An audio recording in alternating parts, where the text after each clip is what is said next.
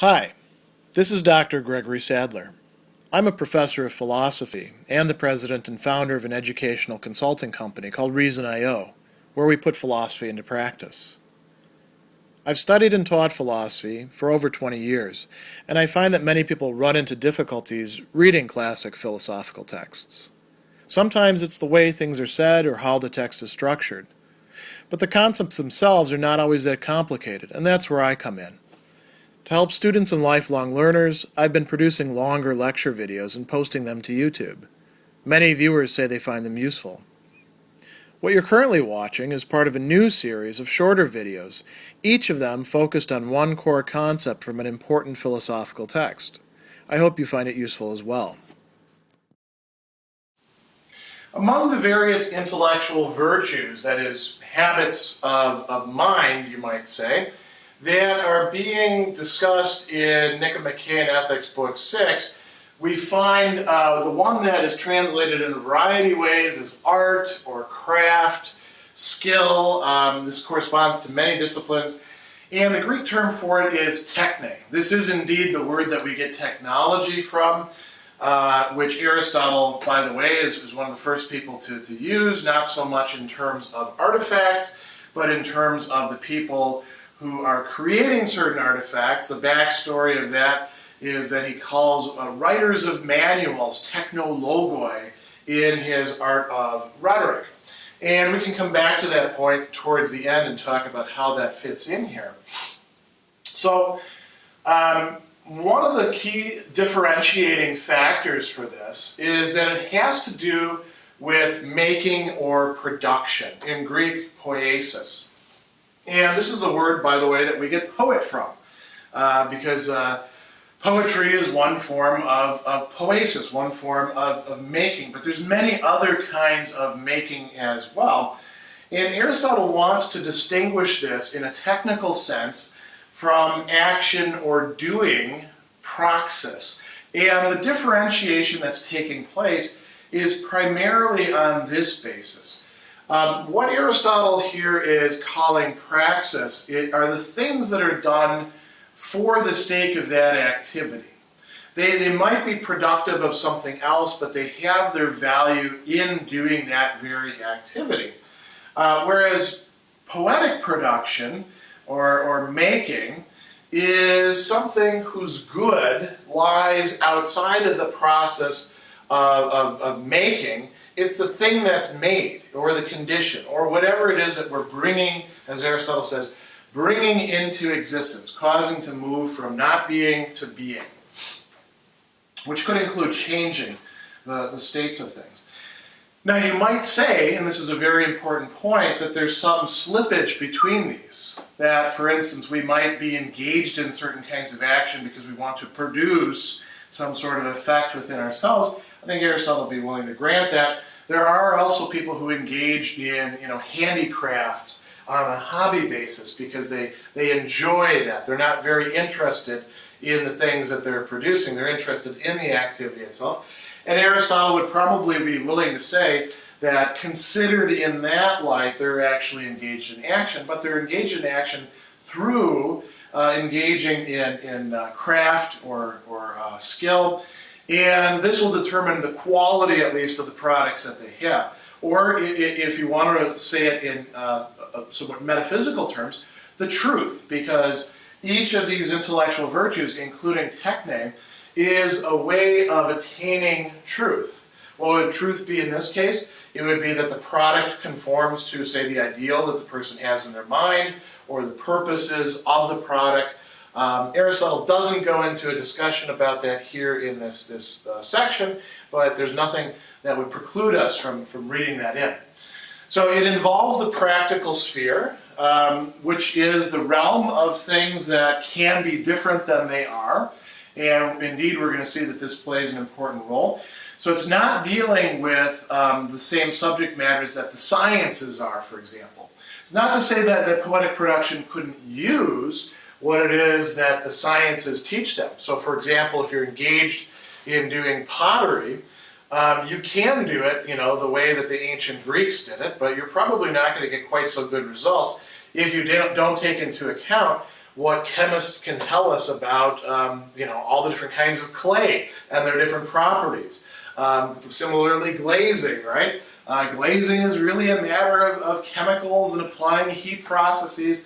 So, the same thing can be looked at in two different ways. The science can tell you a lot about the properties of things, but it can't really tell you how to do the craft itself. That's something that is within the practical sphere. Aristotle defines it, and indeed defines not only art or craft per se as a generic thing, but also defines specific arts or crafts as a rational habit concerned with production. Rational means metalogu, so there is some thinking involved there, or at least some reasoning process, a practical reasoning process. I want to produce this. Here's what's required in order to produce that, in order to make it happen well. Therefore, I must do this to lead to this. It's also, as he calls it, a hexis. It is a habit. It is a lasting disposition that has been established in the person. This makes perfect sense when you think about what is involved in any sort of art or craft. Think about musicianship, for example. If you've ever played an instrument other than the kazoo or the triangle, you know that there's quite a lot of work involved in progressing, in acquiring that kind of skill that's involved, the product of which would be, say, a musical performance or harmony, or the enjoyment of the viewers or listeners, I suppose. Habits have to be developed over time. Habits also do involve some sort of principles. They're not just a matter of blind habit. There is some sort of rationality involved. Several other things that Aristotle tells us about this that are particularly interesting and determinative of this is that in craft, the maker is the efficient cause for the thing that is being made. The efficient cause does not lie within the thing, but rather lies within the activity and the mindset of the maker, who is the one who is able to actually perform it. So this allows us to make some important metaphysical differentiations here. You probably didn't think we were going to do that in talking about arts and crafts, right? It doesn't deal with things that are brought into existence, that come into existence, or that exist by necessity. So, we have to qualify this a bit because, you might say, well, the potter in firing the pot is making use of the properties of physical materials, and those are from necessity. Yes, but it's not like clay pots are popping up at random all over the place. Well, not at random, by necessity all over the place, being formed and fired. Nor does the artist deal with something that is by nature. So, you might say, well, does that mean that farming is not a productive activity then? Because the farmer plants the seed, right? And the seed does sprout and grow and do all of its stuff according to principles within the thing. And Aristotle would say, well, do fields occur by nature? Think about the corn plant, for example, or for Europeans, I think they call it maize, but here we call it corn. That is a genetically modified product in the extreme, and not by scientists, but by all sorts of other people in the past who kept breeding it the right way and eventually made it into something that we now recognize today. Because if you look at the original plant that it's derived from, not a lot of kernels there, not a lot of nourishment. So it can be dealing with things that are natural, but insofar as they're being transformed, put into a different context, we're talking about something that is the object of craft or skill. He does say that craft or skill deals with the same objects as chance. That doesn't mean that it performs what it does in a haphazard way. As a matter of fact, it's sort of the opposite of chance. Chance is just randomness, or things just happening to be the way they are.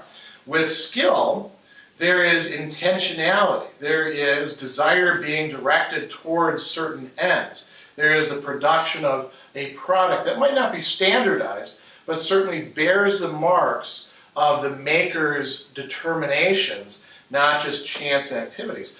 But it's dealing with the same kinds of objects as chance. You know, music, you can strum a harp or a guitar and you can make some sounds. If you do it long enough, you might actually make some things that sound pretty decent. But it's not going to happen all that often. The goal of craft or techne is to make it happen more often and to make it happen reliably when the person wants to do it.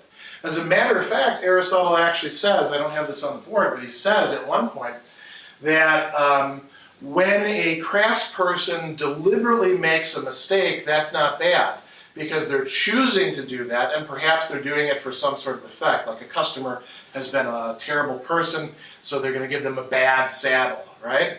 If they do it unintentionally, that's more of a problem, because that means that they don't really possess their skill or craft. They don't really understand why they made the mistake that they did. So sometimes being able to make mistakes is actually a sign of one's art or craft. Not the same thing, by the way, Aristotle says, with science, because it's not actually science if you make a mistake, according to Aristotle. Not the same way with prudence. If you make a mistake in matters of prudence, that's on you. That's bad. Examples. He uses the example of house building, oikodome, in this, and that, he says, is a rational habit concerned with production. If you think about it, the making of shelter is using natural products, but it's not using them in the same way that nature does. Take the average house, and things are quite different than they would be in nature. Even if you're just digging a burrow, and you're saying, well, I'm doing it like a badger. Well, human beings aren't like badgers, and so digging a burrow and making a house in there is some sort of activity of craft. Rhetoric, another example. You can put words together with different audiences in different ways, and you'll produce different effects. Rhetoric actually makes a study of that. I mentioned at the beginning that the first reference to technology, as far as we know, is the technologoi, the people who are writing rhetoric textbooks. Aristotle actually faults them for not being very good at their skill, at leaving out too much. They focus primarily on the emotions, on sort of like, push this button, you'll get this effect. Push this button, you'll get this effect from the audience. And they don't take into account the importance not only of pathos or emotion, but also logos or rational structure or argument, and ethos or character, as well as other things. And so he writes an art, techne, of rhetoric, to be something that's better than that. And this brings us really to the last point. How do we, in fact, learn arts, crafts, or skills? There is, on the one side, practice, which is required to establish a habit, but we're talking about a mental habit. So it's going to be informed by some reasoning, some principles, and it involves a reasoning process. This is why it's possible to critique performance of something that has been brought out by techne, by craft, by skill. We can say that that did not achieve what the intended aim was. You didn't produce the kind of product, or the product is good in this respect, but not so good in that respect. So a lot is covered by this very important, indeed for human life, irreplaceable intellectual virtue, which spreads out through a whole number of different individual arts and crafts and skills.